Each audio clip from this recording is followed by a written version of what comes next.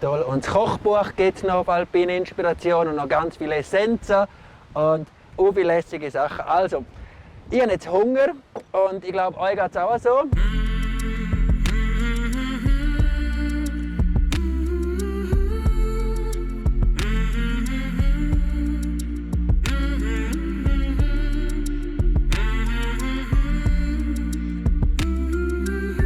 Als erstes Brennnessel Panna Cotta in der Eierschale vom Pfalzer Ei, vom Heu präsentiert. Dann Forelle Tartar mit Randen, ein bisschen Sauerampfer, Koriander. Das ist eine Forelle von dem Bach da hinten. Genau, also von meinem Fischer, von Gabriel Jörger. Ja. Und er hat die Forelle wo gefangen? Ein Beilerbach. Also das wäre mehr so in die Richtung. Aber Ja. gehört halt ziemlich zusammen. Mhm. Dann hatten wir frittierten Federkohl mit Kümmelsalz, also Kümmel selber gesammelt in der Natur.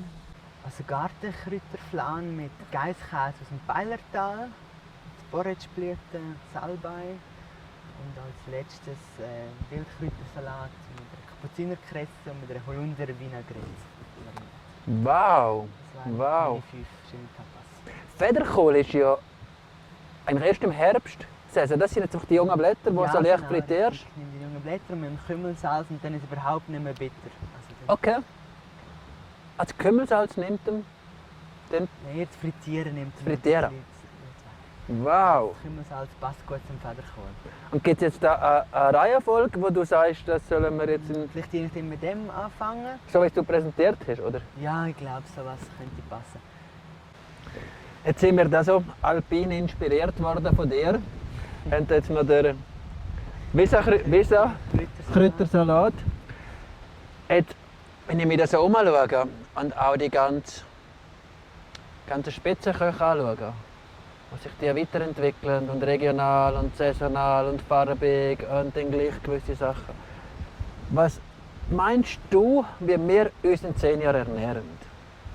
Ich würde behaupten, es geht länger je mehr wieder zurück zu Basic. Dass man eben das regionales Fleisch, regionale Gemüse und so weiter, auch Getreide, das wird länger je mehr ein Thema sein. Auch Getreideabbau in Graubünden und so weiter, oder auch unmittelbarer Umgebung, dass man das auch wieder mit einbezieht, oder dass man den Geschmack, den man da einfach so hat. Klar, man kann es auch sehr gerne kombinieren mit anderen Geschmäckern. Also der Hummer kommt nicht wieder zurück auf unsere Die Teller? glaube ich nicht, nein.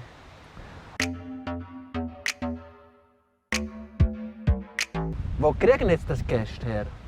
Das können die Leute auf meiner Seite Alpine Inspiration direkt buchen. Das ist regionale kreative Küche das ganze Jahr anbietet, ab 4 Personen. Am liebsten bei mir zu Pfalz direkt, das Gesamtambiente passt, dass ich die regionalen Produkte in Szene setzen kann. Alpine Inspiration. Ein guter Zusammenhang.